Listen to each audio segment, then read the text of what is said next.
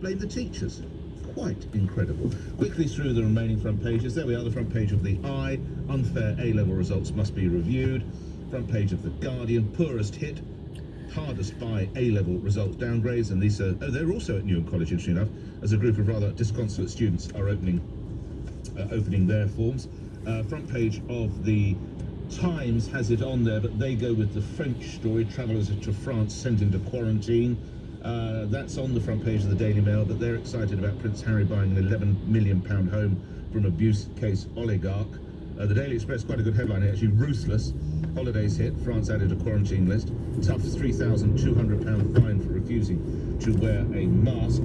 The Daily Mirror is slightly more positive. Showtime, they say. Music venues, theatres, kids' play centres and weddings up to 30 guests are back on as of tomorrow, which is something I suppose we celebrate. Boris lifts the lot, says the Metro, a similar theme. The Daily Star, A-grade clowns, quite rightly pictures of Boris Johnson and Gavin Williamson as either a clown or the dunce of the class. And lastly, The Sun says it's a race to beat quarantine.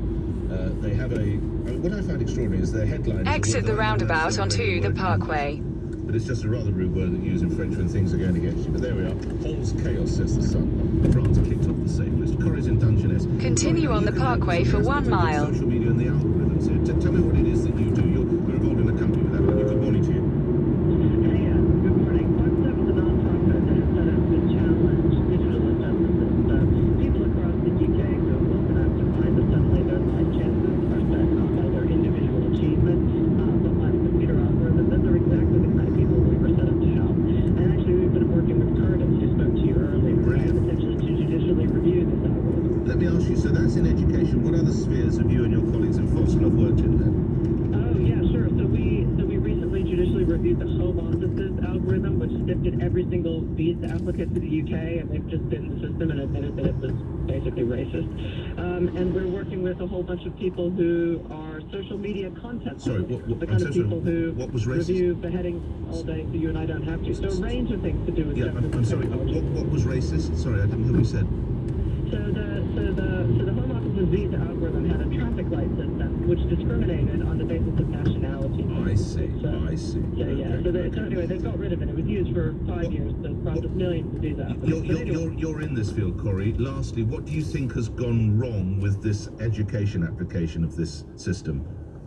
So basically, if you went to a small school and you had a small subject, let's say 5 or fewer entrants, actually your teacher's assessed grade was your grade. You got that grade. So if you went to an independent school and you studied classics, your teacher's assessed grade is your grade. If you are a bright student in an underperforming school in a large subject like maths or English, and you were on track to maybe get that school's first A star, for example, you were stuffed by the algorithm. You would never get the A star that you were on track to get. Corrie, thank you for that. That's the Foxglove that you're working with. Well done for helping the young man with whom we spoke at the top of the show, 25 after 7. Let's get to Carla, who lives in Brent, but currently you're in Spain, and I imagine you're stuck there, but that's a separate conversation. Carla, we're talking about your daughter, are we? Good morning. Yeah. Good morning. Hello, How are you? I'm great, but I sense you're not. What did your daughter... Hang on, let's back up. What was your daughter predicted to get yesterday? She was predicted A star, A star, A. A star, A star, A. Oh, wow, she's a bright young woman. What did she get? She's a very high achiever. Yeah, what did she get? However, she got AAB, which she lost her opportunity to go to Cambridge. She was going to go... What was she going to read at Cambridge? She was going to do law. Gosh, she is a bright young woman. What's she going to do now? How distressed was she yesterday, Carla? She's devastated. We haven't slept. I've been crying the whole night, just looking at her, how sad she is. And we've been lost because I don't think it's fair. I think In a quarter of a mile, at Wagoners Roundabout, take the second exit and stay on the parkway, A312. by statistics from last year, it doesn't make sense to me. I totally...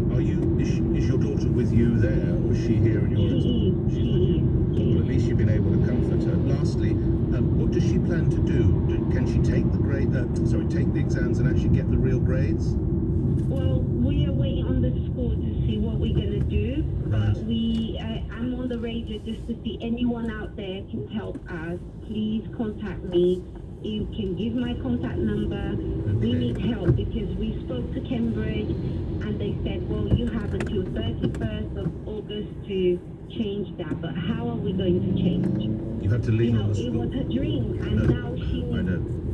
She got accepted. Respectfully, Carla, it's the school you need to turn to now. Yeah. You've got to Exit the roundabout onto the parkway. Continue on A312 for 1.5 miles. Stroke 2020, sorry. But there's no real sort of outside agency that can help you, and it's wrong, and I'm not justifying it, and I hate it, but I'm afraid you're going to have to do all the heavy lifting. So get on to that school, see what they can do, and lodge an appeal. Get that appeal in. That is crucial that the authorities know and that Cambridge knows you're getting an appeal. Carla, let me know how you get on. And I'm afraid you're not going to have sunny times in Spain, are you, with that going on in your life? I do offer my condolences. 7:27, more on this at the moment. Now, an outbreak of COVID at a factory that makes sarnies, sandwiches for Marks and Sparks. Details from LBC's reporter Lily Ormond, who is outside the relevant factory. Lily.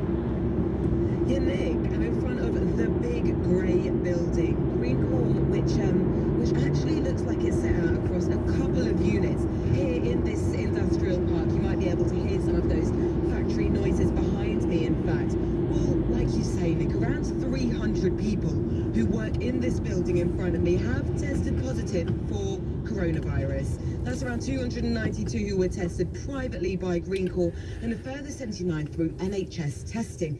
And this company, Greencore, Nick, it describes itself as a leading producer of convenience foods, supplying the likes of Marks and Spencer.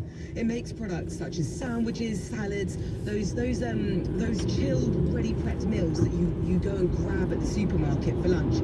They make a range of foods as far, Nick, as far as Yorkshire puddings. Greencore say they supply to all major UK supermarkets, and we're told by the Director of Public Health at Northamptonshire County Council that Public Health England Midlands have been providing support to the staff here at Greencore to help manage this outbreak. Nick, Jonathan Nunn is Director of Northampton Borough Council and says all staff here at Greencore have now been tested. Just for example, people come out for a break and a cigarette break, which is very common in that sort of environment, and then on that occasion, they're mixing rather than maintaining a distance. They might be careful at work, but then 3 or 4 of them jump in the same car, perhaps to car share without masks and to travel home together.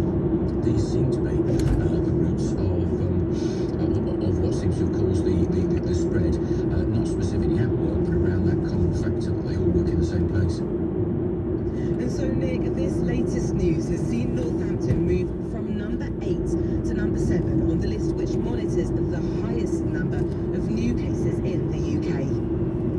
Lily Ormond, thank you. Lily Ormond reporting from the factory there in Northampton, making sandwiches for Marks and Spencer's among other suppliers. All right, coming up after the news, Georgia will talk to you about your A-level results, but let's do it the other side of the news when we've got more time to do it. Also coming up later in the show, time to wear your first face mask for sure. You'll be fined more than £3,000, and the Merci Dash from France. If you're listening in France or you've got loved ones or relatives, they've got less than 24 hours, 4 a.m. tomorrow. We'll be back by then, or it's 14 days of quarantine. 7:30, you're listening to Breakfast with Ian Ferrari here on LBC News Time. Holly Harris. Hundreds of thousands of British holidaymakers in France are facing 2 weeks of self-isolation when they return after the UK government added the country to its quarantine list. The new rules come into force at 4 o'clock tomorrow morning.